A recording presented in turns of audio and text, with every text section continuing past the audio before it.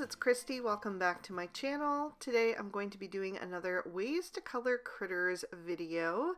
This is an ongoing series that I've been doing on my channel for quite some time, where I pick one particular critter and color it in multiple different ways so that we can just kind of play with the different color combos and see what we like best, see what might work for different color palettes that you might be using on your card, etc. So I keep all of my color reference charts in this little photo album that I thrifted quite a while back. And so I'll just do a quick flip through with you guys and show you all of the critters that I have done thus far. Every single one of these was a video, and you can find that in my Ways to Color Critters playlist, which I will have linked down in the description bar below. So I have only got one page left in this album, so I have been keeping my eye out whenever I go to the thrift store for another one, but so far I haven't had any luck, but hopefully soon I'll be able to pick up a new one so we can start the next album full of color reference sheets.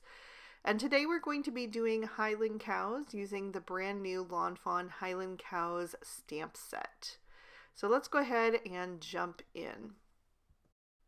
So let's start with cow number 1, and this one I'm gonna go super pale. I wanted to do like almost like a white blonde Highland cow, and I'm going to use E40, E50, and E51. I'm using that E51 first to lay in my shadows wherever I think they should go. I'm going to put them on the edges of the ear where the hair is kind of flopped over the top of those, also right up under the hairline on the face. I'm going to put a little bit of shadow on the left side of the body since the cow is turned more toward the right. And then I'm blending out with the E50 and then adding in the E40. So the E50s are really warm, and I just wanted to knock back the slightest amount of that warmth and just make it a little bit more of a neutral tone, more of like a beige. So I have done that, and then I'm going to color in the muzzle with the E51 and E50. I left off the E40 for that part so we can have it be a little bit warmer there, since that would be some skin that is showing as opposed to the hair. Then I'll bring in some warm grays. I'm using W00, W1, and W3, and I'm going to color in the little hooves, and I'm also going to add a little darkness to the tips of the horns. So I'm using the W3, then the W1, and then I'll use that W00 to finish the biggest hoof that's kind of facing forward and add a little shading to the rest of the horns. And then of course I will jot down the Copic colors that I used right underneath. So if you are coloring along with me, you can also use the same shades. Moving on to cow number 2, I'm going to use some E40s. This is more of a grayish. These are browns that have a lot of gray in the undertone. So I'm starting with E40, E41, and E43.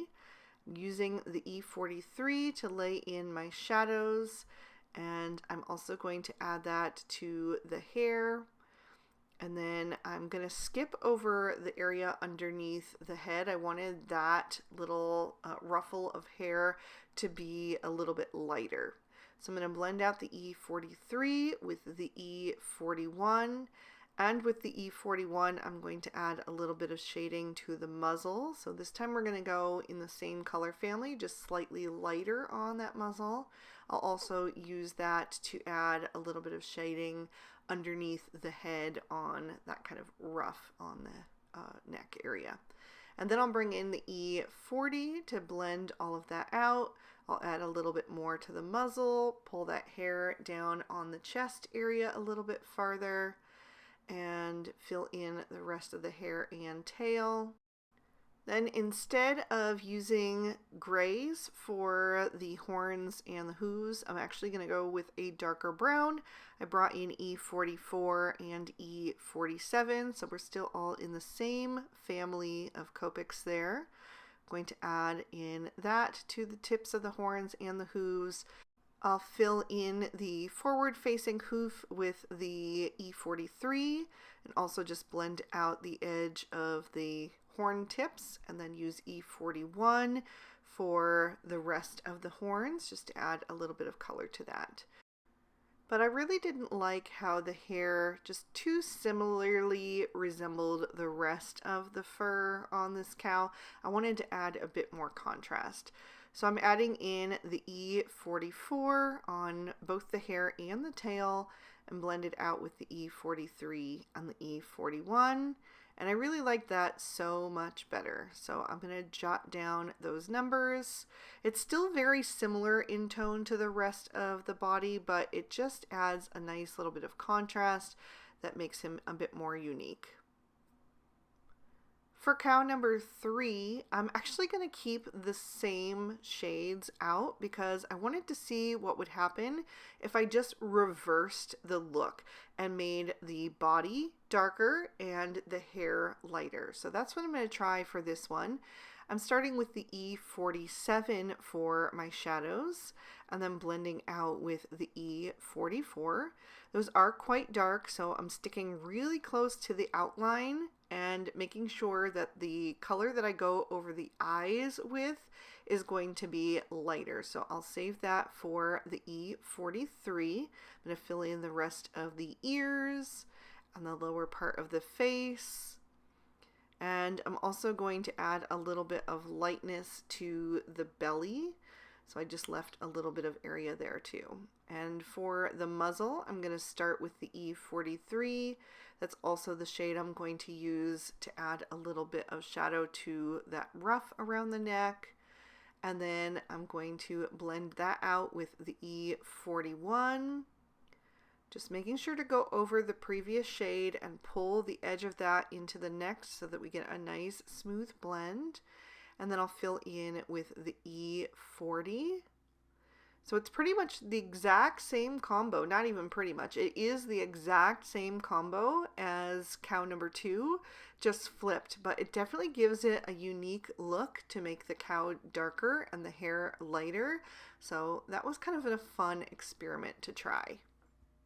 And I even did the horns and the hooves in the lighter shades, and I did not add the tips to that one, just so you could see like the difference if you just colored them plain. And then I will of course jot down those colors underneath once again. For cow number 4, let's pull out a new combo. I'm going to go with some E50s. I'm using E50, E51, E53, and E55. And I'm going to start with that E55, coloring him in the exact same way as I did all of the others, so you could really compare and contrast the combos themselves. And then I'm going to start blending out with that E53 for my midtone. I think this stamp set is just so stinking cute. It has 5 different Highland cows. This is the only one that is sitting, and I think it's actually my favorite. I didn't stamp it out because it was my favorite. I stamped it out because of the position of the sitting. It was the one that fit the best on this sheet, so I was able to actually show you 6 different ways and not only like 4 or something. But yeah, I just love this Highland cow especially. I think it's just so sweet. So I am blending out the E53 with the E51, and then I also started the hair, the muzzle, and the ruff with that E51, blending out with the E50, and then I'm also going to bring in the E000 to finish that combo off, and bring that down onto the belly. But once again, I wasn't super happy with the level of contrast between the body and the hair. I just wanted there to be a little bit more difference. And so I decided to do a second layer. So that's another trick that you can do if you just want part of an image to be a little bit darker, but you don't want to add a darker color. You just want the saturation level of those colors to be a little bit brighter. So I just went over the body area with a second layer, but I did not go over the hair with a second layer, so that created a bit more contrast, and I was much happier with how that looked. I'm going to go ahead and jot down the colors that I've been using because I don't have room for the next set. So that way I could clear off that little strip where I keep my marker caps for you to see. And now I'm going to switch to some warm grays again. I'm using W00, W1, W3, and W5. And again, I'm going to add the little tips on the horns. I just prefer it. I think it looks really sweet. So I'm doing that, blending out with the W3 and then the W1, and then using the W00 for the edges of the horn so that they also have a bit of shading. For cow number 5, I'm switching to the E30s. I'm using E30, E31, E33, E35, and E37. And again, I'm starting with the darkest shade, the E37, laying in my shadows with that up under the hairline, on the ears, on the back of the body, on the back of the legs. And then I'll start blending out with the E35, always making sure to go over the very edge of the previous marker and pull it along with me into the next shade so that your blend gets nice and smooth. This is hair, so I want it to be nice and smooth. I don't want it to have like harsh lines left behind. And then I'm going to blend that out with the E33. Bring that down. I will leave a little bit of white area on the belly to go even softer, but I filled in the hindquarters and the legs.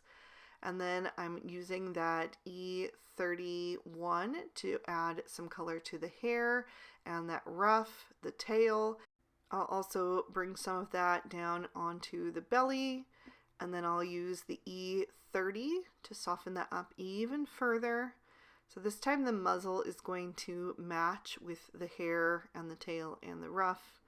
And then I need another shade in there, so I'm going to bring in the E000.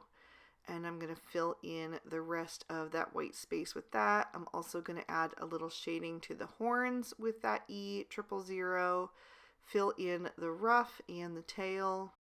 And I even decided to do the hooves with that just to have, like, you know, it be matching with the horns. So I think it looks good if the hooves are dark or light. It really just depends on that particular card on that particular day and what other elements you're using, what kind of pattern paper you might be trying to match, or cardstock, or, you know, whatever. So there's no right or wrong. It's just extra ideas of ways to do things. We've made it to our last cow for today, and I'm going to use some E20s. I'm using E21, E23, E25, and E27. This time I'm actually starting with the E25. I wanted to do the hair darker on this one. I wanted to switch back like I did on cow number 2 and do the body slightly lighter. So I'm using the E25 and blending out with the E23 as my midtone. And again, because these colors are a little bit on the darker side, I'm going to try not to cover up the eyes too much. They're kind of in between the line where I'm going to blend with that E21, which will soften the E23 so that they're still clearly visible. You really want to be able to see those eyes so that you don't lose the personality on this little guy. Now, on some of those cows in the stamp set, the hair actually comes down over the eyes, and that's a totally different story. But if the eyes are showing, I want you to be able to see them. So now I'm working on the hair and the tail and the ruff around the neck, and I decided to make the ruff dark as well to match the rest of the hair.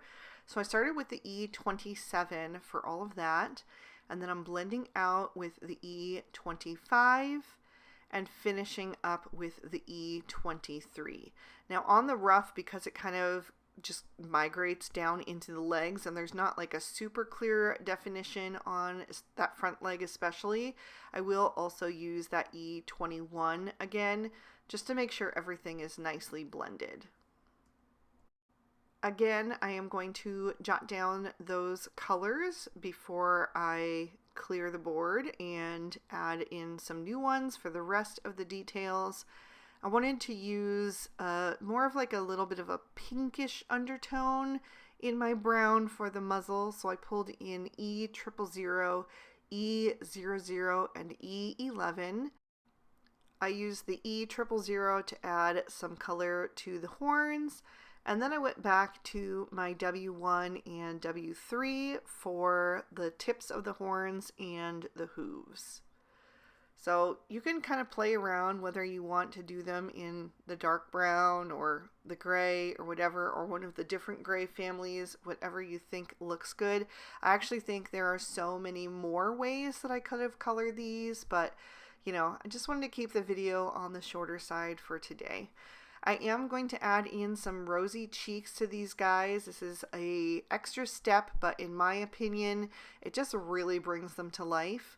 So for the top row, I'm using my favorite cool toned rosy cheek combo, which is RV10, RV11, and RV13. And once I have that all blended out, I'm going to go back in with that RV13 and add just an extra little bit of brightness. And then for the bottom row, I'm using R20 and R22. Since they're a little bit darker, I didn't bother with the third lightest shade because it wouldn't show up on them anyway. So R22 blended out with R20, and then I'll go back with a touch more of that R22 to brighten that up. And that is going to finish off these guys. Definitely let me know down in the comments which one is your favorite. I really love the first one, which I was not expecting at all. I also think I really love number 5 and number 6, but I also really love number 4. I don't know. You guys tell me which one is your favorite. I would love to know, or if you have like other ways that you've colored them in the past. If you enjoyed this video, please be sure to give it a like so that I know, and subscribe to my channel if you haven't already. Ring that notification bell if you want to be alerted when I post new videos. The supplies I used will be listed and linked down in the description bar below, along with the entire playlist. Thank you guys so much for spending your time with me today. I hope you had a good one, and I'll see you soon in the next. Bye-bye!